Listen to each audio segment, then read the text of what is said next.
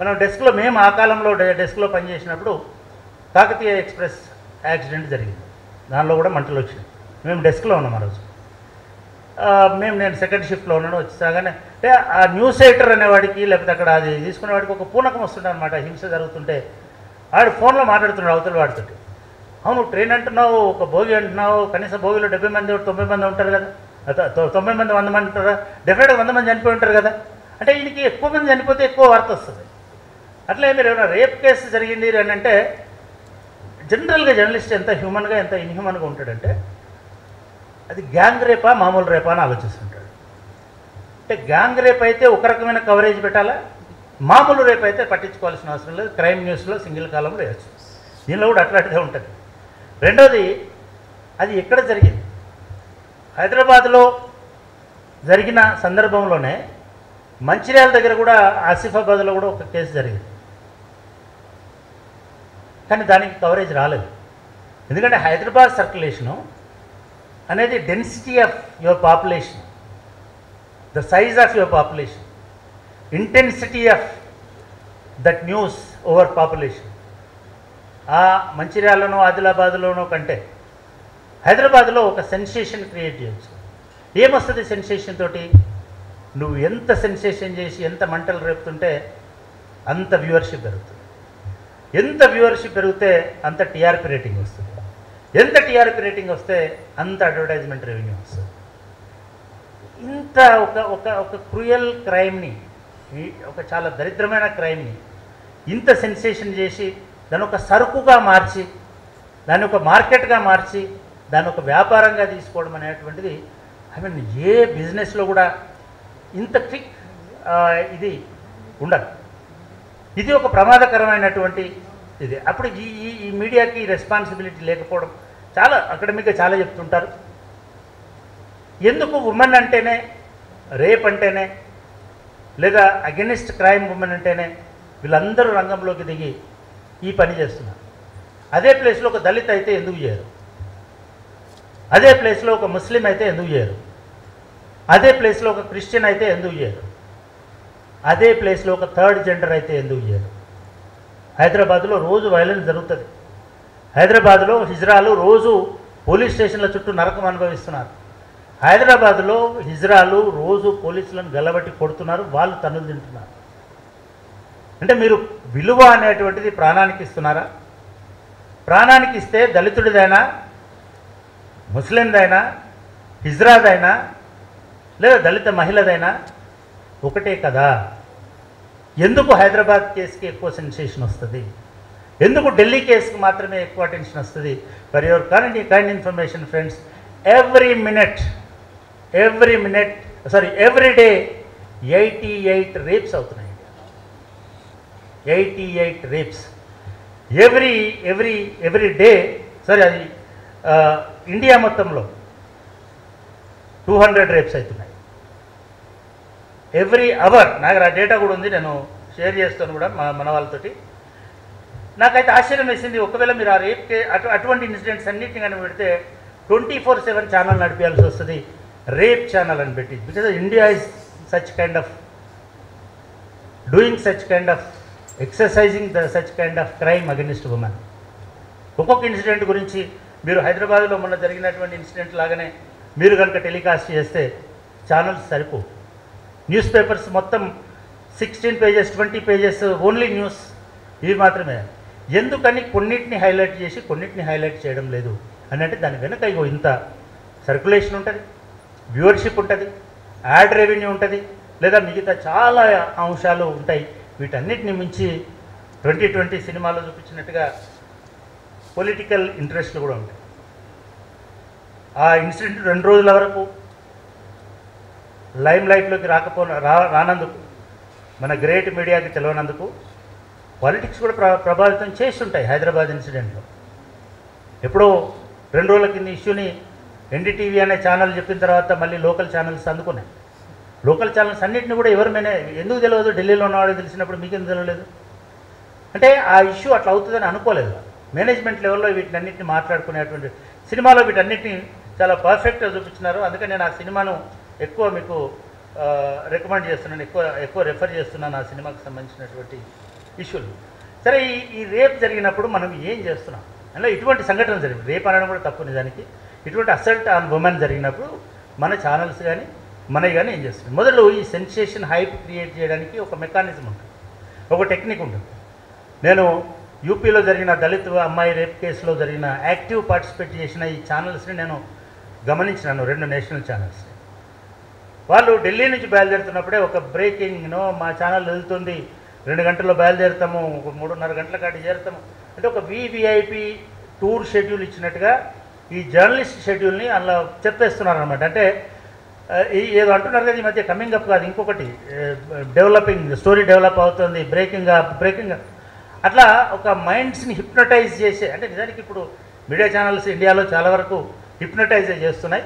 అట్లా హిప్నటైజ్ చేసి మొత్తం వ్యూవర్షిప్ని, అటెన్షన్ని అక్కడికి తీసుకొచ్చి వాళ్ళు ఎట్లా పోతున్నారు, ఎట్లా నడుస్తున్నారు, ఎట్లా కనుక్కుంటున్నారు, వాళ్ళు ఆ ఇంటికి ఎట్లా పోతున్నారు, ఆ మొత్తం కెమెరా పట్టుకొని పోతున్నారు. అన్ఫార్చునేట్లీ ఇదే మీడియా చెప్పేటిది ఏంటంటే, ప్రెస్ కౌన్సిల్ కానీ, సుప్రీంకోర్టు కానీ, ఎడిటర్స్ గిల్డ్ కానీ, వీళ్ళందరికీ నేషనల్ బ్యూరో ఆఫ్ మీడియా కానీ, వీళ్ళందరి గైడ్లైన్స్లో ఏముంది, ఐడెంటిటీ రివీల్ చేయడానికి వీల్లేదు. మీరు హత్రాస్ అనే విలేజ్కి పోయినారు, ఆ విలేజ్లో దళిత పడకపోయినారు, ఆ ఇంటికి పోయినారు, మేము వాళ్ళ ఇంటి ముందట ఉండే లైవ్ పెట్టి మాట్లాడుతున్నాం. వాళ్ళ ఇంట్లో ఐడెంటిటీ అంటే నాట్ జస్ట్ ఫేస్. ఈ దేశంలో ఫేస్ ఐడెంటిటీ కాదు, అసలు ఫేస్ ఐడెంటిటీ కాదు. Face that not at all identity. నా ఫేస్ని ఒక అస్సాంలోనో కాశ్మీర్లోనో చూపిస్తే నన్ను ఎవడు గుర్తుపట్టాడు. ఐడెంటిటీ అంటే గుర్తుపట్టే ఆనవాళ్ళు ఏదైనా ఐడెంటిటీ. అటువంటిది అదే తెలంగాణలో చూపిస్తే నా ఫేస్ అందరూ గుర్తుపట్టవచ్చు, చాలామంది గుర్తుపట్టవచ్చు. ఫేస్ కాదు, ఈవెన్ ఏ రకమైనటువంటి పోల్చుకోదగ్గ ఆనవాళ్ళు ఏది కూడా చూపించకూడదు. అది ఓవరాల్గా లా చెప్తున్నటువంటి విషయం.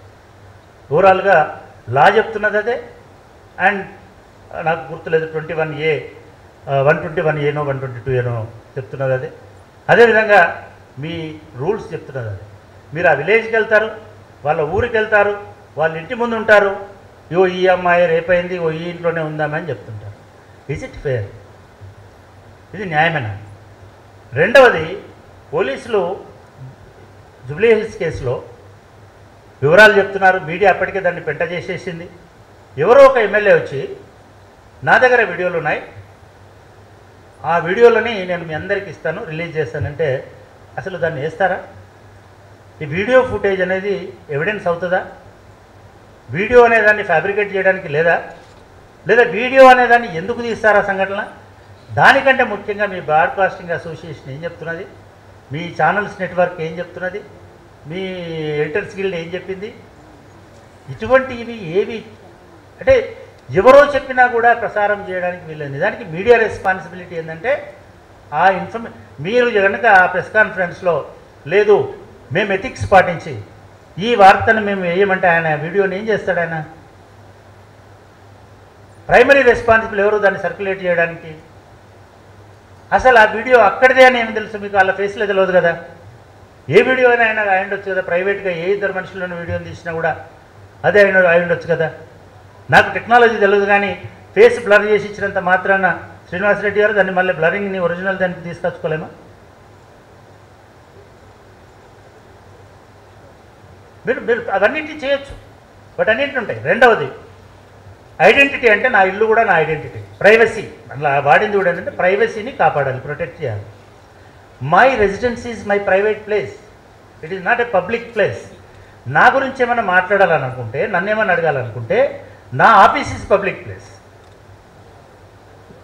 ఆ ఇన్సిడెంట్లో రెండవ రోజు ఏం జరిగింది, ఇంకొక లీడరు వాళ్ళ ఇంటికి పోవడము, విక్టిమ్ ఇంటికి పోవడం అనేది కూడా తప్పు. విక్టిమ్ ఇంటికి కూడా మీడియా పోకూడదు, ఎందుకంటే అది కూడా ఐడెంటిటీని రివీల్ చేస్తుంది.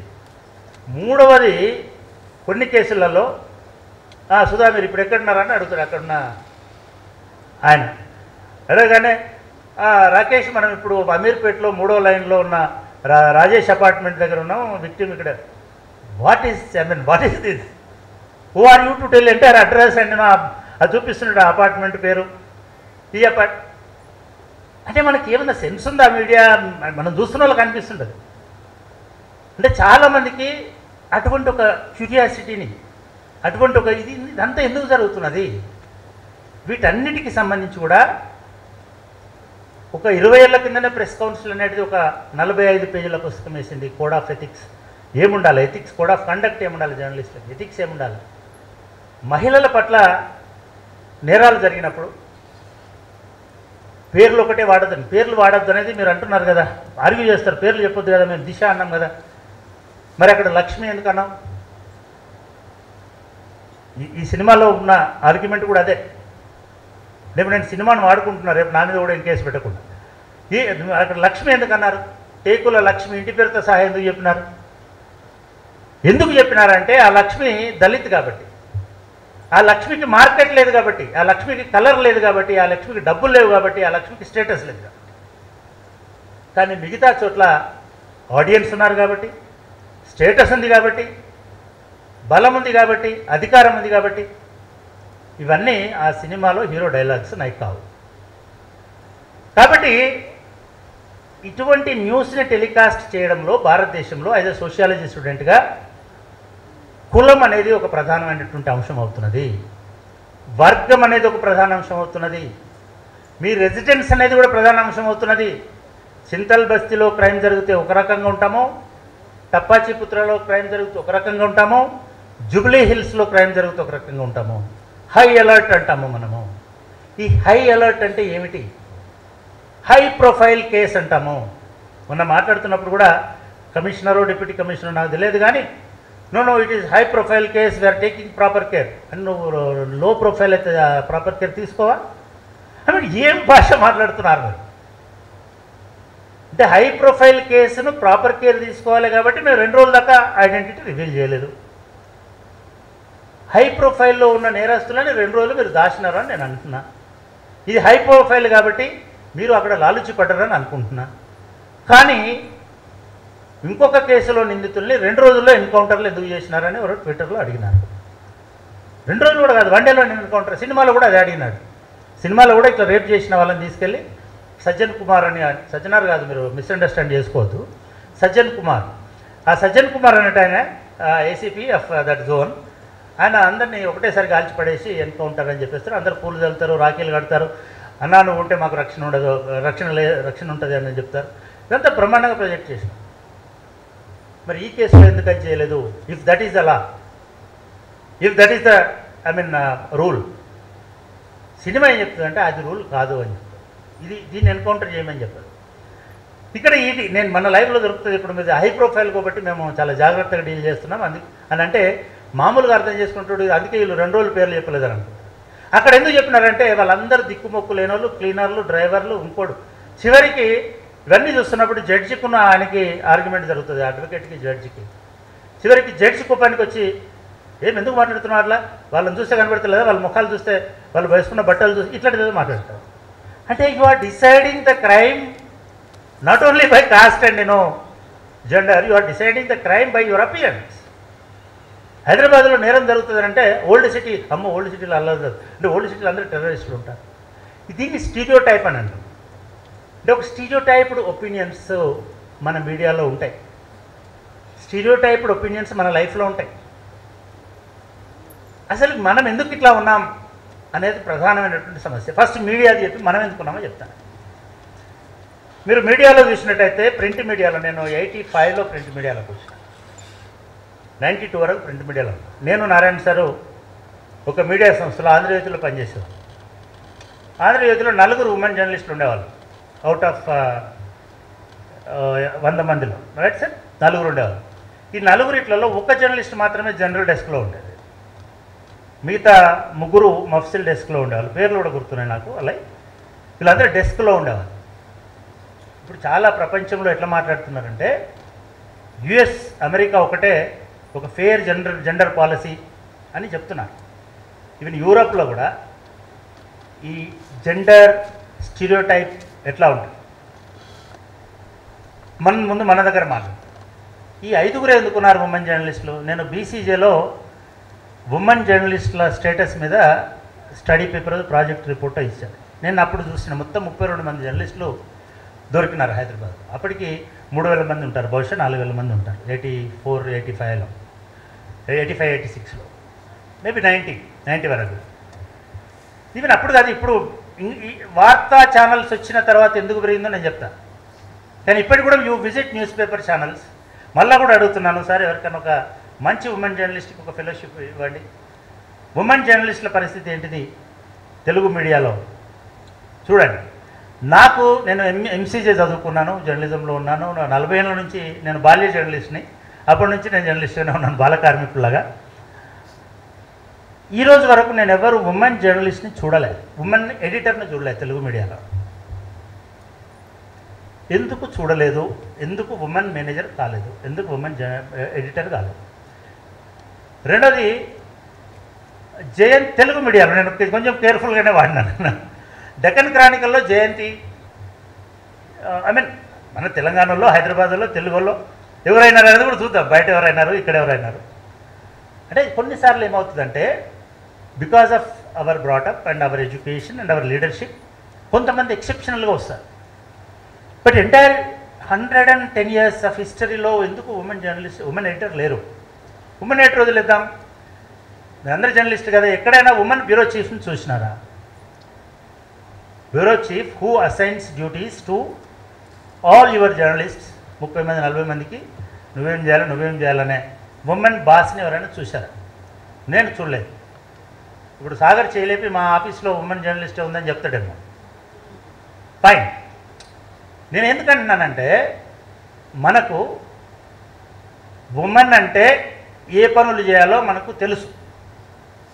నరేంద్ర మోడీ గారు లేదా మన్మోహన్ సింగ్ గారు టీకాల కార్యక్రమాన్ని ప్రారంభిస్తుంటారు. టీకాలు వేసే నర్సు ఫోటో అన్ని పేపర్లలో వస్తుంది.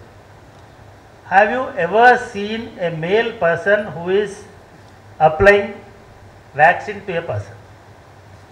మనం నర్స్ అనగానే ఒక ఉమెన్ని తీసుకొచ్చి పెట్టి, అంటే అఫ్కోర్స్ ఉమెనే నర్స్. అప్పుడు మనకు కూడా కన్నులకు ఇంపుగా కనబడుతుంది, అబ్బా నర్సులు అంటే సిస్టర్స్, వాళ్ళు ఎందుకు బ్రదర్సా పనిచేయరు? మేల్ నర్సులు కూడా ఉన్నారు. విచిత్రం ఏంటంటే, నర్స్ అంటే జెండర్ న్యూట్రల్ ఒరిజినల్గా. మేము రిక్రూట్మెంట్ చేసేటప్పుడు నర్సులన్నీ మేల్ నర్సులని. అరే మేల్ నర్స్ ఏంది? నర్సే కదా, ఆ నర్సింగే కదా వర్క్ చేయడము. అంటే నర్సింగ్ అనేటువంటిది, నర్సింగ్ అంటే దాన్ని మనం ఏమంటాము? సపర్య లేదా సేవ. సపర్య అనేది ఉమెనే చేయాలి. కాబట్టి ఇప్పటి వరకు కూడా నర్సెస్ అంటే మీరు నిమ్స్ పోండి, టిమ్స్ పోండి, కిమ్స్ పోండి, ఇంకేదో ఎయిమ్స్ పోండి, ఉమెన్ మాత్రమే ఉంటారు. ఎందుకంటే ఉమెన్ సేవ చేయాలని అనుకుంటున్నాను. రెండవది ఏంటిది, మెజారిటీలో టీచర్స్. మీరు ఫోటోలు చూడటం, ఇమేజెస్ ఆఫ్ స్కూల్లో తెరిచినప్పుడు మన పేపర్ వాళ్ళు అందరు పోయి ఫోటోలు తీసుకొస్తారు. క్లాస్లో పెన్ బోర్డులో అందరూ ఉమెన్ టీచర్ల ఫోటోలో వేస్తారు. కానీ అదే ఒక కరేజ్, ఒక ధైర్యం, ఒక సాహసానికి సింబల్గా ఉండే ఒక సైనికుడో, సింబల్గా ఉండే పోలీసో, సింబల్గా ఉండే వీరుడో. అంటే మనకు వీరుడు అంటాము, వీరుడికి తెలుగు పదం లేదు. వీరత, వీరనారి ఇట్లేదు అనాలి, మళ్ళా ఒక జెండర్ని యాడ్ చేయాలి. అంటే మనకు వీరుడు అంటే అటువంటి ఇమేజెస్ మనకున్నాయి. ఈ ఇమేజెస్ మనకు ఎట్లా వచ్చినాయి? నేను మొదట్లో చెప్పిన కదా, మనం ఒక డామినెంట్ ఐడియాలజీలో ఉంటాం, ఒక డామినెంట్ ఫ్రేమ్వర్క్లో ఉంటాం. మనకు ఒక దృక్పథం ఉంటుంది, ఆడపిల్లలు ఏం చేయాలి, మగపిల్లలు ఏం చేయాలి. ఇది మీడియా చెప్పిందని నేను అనట్లా. I'm not at all accusing media for this. మనకు ఒక ధర్మము, ఒక శాస్త్రము, ఒక ఆచారము, సాంప్రదాయము వీటిని ఆపాదించింది. ముస్లింలకు ఎట్లాగైతే మహిళలకు హిజబ్ను ఆపాదించినారో లేదా బురకా ఆపాదించినారో, హిందువులకు కూడా అటువంటి బురకాని, అటువంటిదిని, ఒక దేవతా వస్త్రాన్ని ఆపాదించినారు. ఇంకొక రకంగా చెప్పాలి, ఇది కనబడని బురక, అది కనబడే బురక. మీరు చిన్నగా ఉన్నప్పుడు మీ పేరెంట్స్ అందరూ ఒప్పుకున్నారా? 3-4 ఉన్నారు, నేను జర్నలిస్ట్ అవుతానంటే ఒప్పుకున్నారా? Journalist is not women profession కాదు. మా ఆఫీస్లో ఉన్న వాళ్ళలో లేదా మేము పనిచేసిన వాళ్ళలో ఒక సత్యవతి, ఒక వసంతలక్ష్మి, ఒక ఇట్లాంటి 2-3 పేర్లు తప్ప సక్సెస్ఫుల్ జర్నలిస్ట్ స్టోరీస్ లేవు. కానీ successful journalist stories, women journalist story లేవు, మేల్ జర్నలిస్ట్ స్టోరీలు ఉన్నాయి. మీరు నేషనల్ ఛానల్స్ కూడా చూడండి, 2-3 ఇంగ్లీష్ ఛానల్స్ కొంత డిఫరెంట్ ఉన్నాయి, 30-34% ఉమెన్ పార్టిసిపేషన్ ఉంది అక్కడ. మీరు తెలుగు న్యూస్ ఛానల్స్ చూడండి, మీరు అంటారు సార్ తెలుగు న్యూస్ ఛానల్స్లో అందరూ ఉమెనే సార్ అని అంటారు. ఎందుకంటే ఆన్ స్క్రీన్ ఆయన ఫస్ట్ ఛానల్ ప్లాన్ చేసినప్పుడు ఉన్నాడు, ఆన్ స్క్రీన్లో ఎందుకు ఉమెన్ ఉంచాలనుకున్నది మీడియా, తెలుగు మీడియా? ఉమెన్ అక్కడ ఒక మార్కెట్ సరుకు కాబట్టి, ఉమెన్ అపియరెన్స్ కాబట్టి, ఉమెన్ అనేది ఫేస్ కాబట్టి, ఉమెన్ అనేది అట్రాక్షన్ కాబట్టి. ఇదొక స్టీరియోటైప్. ఉమెన్ మాత్రమే. ఆ ఉమెన్కి ఎట్లాంటి డ్రెస్ వేసింది మీడియా? వాళ్ళ ఇంట్లోనే అట్లాంటి కోట్లు వేసుకుంటారా వీళ్ళు? వాళ్ళ ఇంట్లో అట్లాంటివి వేసుకునే సినిమా న్యూస్ చెప్తారా? వాళ్ళ ఇంట్లో అట్లాంటివి వేసుకునే అంటే ఏమి చేస్తున్నారు ఉమెన్ని, జెండర్ని? ఇంకా మీరు జెండర్ సెన్సిటైజేషన్ గురించి ఏం మాట్లాడుతున్నారు? అసలు జెండర్ సెన్సిటైజేషన్ అనేది ఉందా మీడియాకి? ఉంటే వాళ్ళ సామర్థ్యాన్ని బట్టి, వాళ్ళ చొరవను బట్టి, మీ సార్ ఆల్రెడీ టైం చూపించినాడు, 5 నిమిషాల్లో క్లోజ్ చేస్తా. వీటన్నిటిని బట్టి కదా వాళ్ళకు డ్యూటీలు వేయాలి. వాళ్ళ అందాన్ని బట్టి, వాళ్ళ ఆకర్షణను బట్టి, వాళ్ళ రూపాన్ని బట్టి, వాళ్ళకు ఉన్నటువంటి దీన్ని బట్టి ఎందుకు వేస్తున్నారు మీరు? మీకును సొసైటీలో ఉన్నవాడికి తేడా ఏమిటి? ఇది ప్రధానంగా మనం అర్థం చేసుకోవాల్సినటువంటి అంశం. ఇక్కడ స్క్రిప్ట్ రాసేవాడు మేలే అంటాడు. మళ్ళా కొన్నిసార్లు ఆ స్క్రిప్ట్ ఆమె చదువుతుంటే మనం నమ్మబుద్ధి కాదు, మనకి చాలా భయానకమైనటువంటి ఆశ్చర్యపోతారు. ఆజితక్ అనే ఒక ఛానల్ ఢిల్లీ గ్యాంగ్ రేప్ జరిగినప్పుడు ఎనాక్ట్ చేసి చూపించినారు ఆ యాంకర్. అఫ్కోర్స్ మన దగ్గర కూడా శ్రీదేవి చనిపోయినప్పుడు ఎనాక్ట్ చేసినారు, ఇంకో చోట ఎనాక్ట్ చేసినారు. రేప్ సీన్లను ఎనాక్ట్ చేయడం అనేది ఏం కల్చర్ ఇది? ఏం సంస్కృతి ఇది? అంటే ఏం చేస్తుంది మీడియా? అసలు మీడియాకు ఎథిక్స్ ఉన్నాయా అనేది నాకు ఒక బేసిక్ సమస్య. ముఖ్యంగా జెండర్ సెన్సిటివిటీ ఉన్నదా? ఆ సీన్లని గతంలో సినిమాలలో ఇవి వస్తే ఫ్యామిలీతో కూర్చున్నప్పుడు మా అమ్మాయిలో ఎవరైనా పక్కన ఉంటే మన వాళ్ళకి తెలియకుండా ఛానల్ మార్చేవాళ్ళం, ఎందుకంటే వీళ్ళకి ఇమేజ్ పడకూడదు. ఇవాళ వినండి, న్యూస్ ఛానల్స్ ఓపెన్ చేయాలంటే చాలా భయం వేస్తున్నారు. న్యూస్ ఛానల్స్ వస్తుంటే ఇప్పుడు నెక్స్ట్ ప్రోగ్రామ్ ఫలానా సినిమా ప్రోగ్రామ్ అంటే మనం ఇమ్మీడియట్గా దాన్ని కూల్గా బయటికి, ఎందుకంటే సినిమా ప్రోగ్రామ్ అనగానే మీరు డ్రెస్సులు ఎట్లా ఉంటాయి మీరు చూడండి, సినిమా ప్రోగ్రామ్ చెప్పే యాంకర్ డ్రెస్సులు ఎట్లా ఉంటాయి, what kind of image you are giving ఆ మీడియా ద్వారా. ఇది ఒక ప్రమాదకరం. రెండవది పని అనుకుందాం, అట్రాక్షన్ అనుకుందాం. నేను చాలా రోజులు ఈ డిస్కషన్స్లో ఉన్న ఈవినింగ్ పాలిటిక్స్, నాకు ఒక్క లేడీ యాంకర్ కూడా తగలలే. నేను 9 PM రవిప్రకాష్ నుంచి మొదలుపెట్టి, వెంకటకృష్ణ నుంచి మొదలుపెట్టి, కొమ్మినేని శ్రీనివాసరావు నుంచి మొదలుపెట్టి, అంటే ప్రతి ఒక్క యాంకర్ తోటి కనీసం 50 గంటలు 1000 గంటలు ఉన్నాను ఒక్కొక్కరితోటి. ఎన్నడూ ఒక్క యాంకర్ కూడా పొలిటికల్ యాంకర్ ఎందుకు లేడు? ఐ మీన్ యాంకర్ కాదు, పొలిటికల్ డిస్కషన్ అంటే ఇదొక మేధోమదనం. వాళ్ళకు మేధస్సు ఉండదు. మేధస్సు వీళ్ళకు మాత్రమే ఉంటుంది, వీళ్ళకు మాత్రమే పాలిటిక్స్ తెలుస్తుంది. మరి నాయన, మీరు పుట్టకముందు ఇందిరాగాంధీ అని ఒక పొలిటీషియన్ ఉమెన్ ఉంది ఇండియాలో. ఉమెన్కు పాలిటిక్స్ తెలియదు అనుకుంటే ఎట్లా నువ్వు? Women are better learners. వాళ్ళు చాలా విషయాలను బెటర్గా చెప్పగలుగుతారు. ఎందుకని ఇప్పటికి కూడా గమనించండి,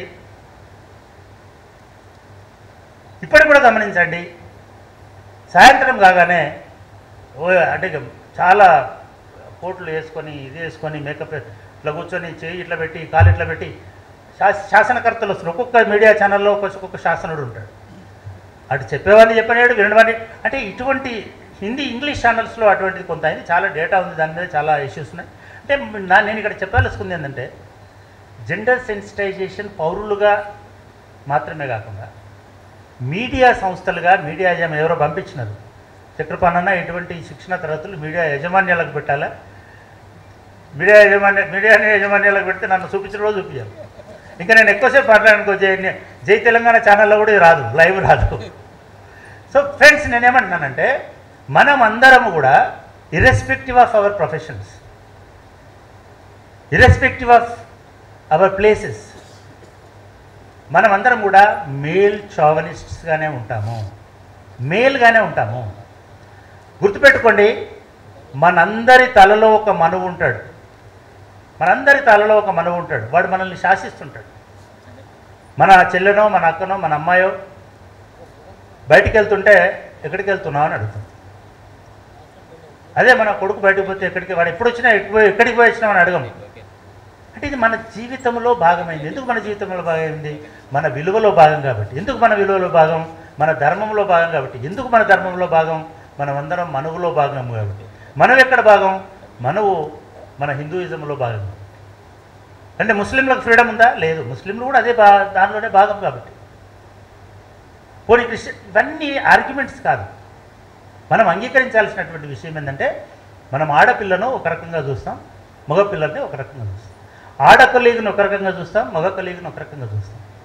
ధైర్యం చేసి ఆడ కొలీగు మనతో ఛాయ్ తాగడానికి కూడా రాదు. ఎందుకంటే మిగతా 10 మంది మగవాళ్ళే కాదు, ఆడవాళ్ళు కూడా నా గురించి ఏం గాసిప్ చెప్తారో. అంటే ఈ భావజాలం అనేది మన సంస్కృతిలో భాగము, మన మూర్తిమత్వం అంటాం, మన పర్సనాలిటీలో భాగం ఇది. ఒక జర్మనీలోనో, ఒక ఫ్రాన్స్లోనో, ఒక అమెరికాలోనో ఇట్లనే ఉంటారా అంటే ఉండరు. ఎందుకు ఉంటారు ఇక్కడ అంటే మనల్ని మౌల్డ్ చేసినటువంటి సిస్టమ్ అట్లాంటిది. మనం దాని నుంచి లిబరేట్ కావాలి. మీడియా కూడా దాన్ని రైట్. మీడియాకి మనం కాదు, మీడియా సంస్థలే ఎథికల్ రూల్స్ని ఫ్రేమ్ చేసుకుని ఉన్నాయి. ఎడిటర్స్ గిల్డే ఫ్రేమ్ చేసింది, ఇది broadcaster association of India frame చేసింది. అవి కాకుండా ప్రైవేట్ ఛానల్స్ అసోసియేషన్ ఇంకోటి ఉంది, అది ఫ్రేమ్ చేసింది. ఈవెన్ ఐటీ రూల్స్ వెబ్సైట్లలో మాట్లాడుతున్నటువంటి వాళ్ళు ఉన్నారు, యూట్యూబ్లో మాట్లాడుతున్నారు. చాలా భయం వేస్తుంది కొన్నిసార్లు యూట్యూబ్లో ఏమైనా చూడాలంటే. చాలా గంభీరమైన, అది ఒక పెద్ద బిజినెస్. వాళ్ళు చాలామంది అన్న కూడా అడుగుతున్నారు, నువ్వు ఒకటి యూట్యూబ్ ఛానల్ చేయొచ్చు కదా, నువ్వు పైసలు సంపాదించవచ్చు కదా. అంటే ఏం చేస్తున్నారు వీళ్ళు అట్రాక్ట్ చేయడానికి? అంటే ఇంకొక సినిమా కూడా వచ్చింది మలయాళంలో, ట్రాన్స్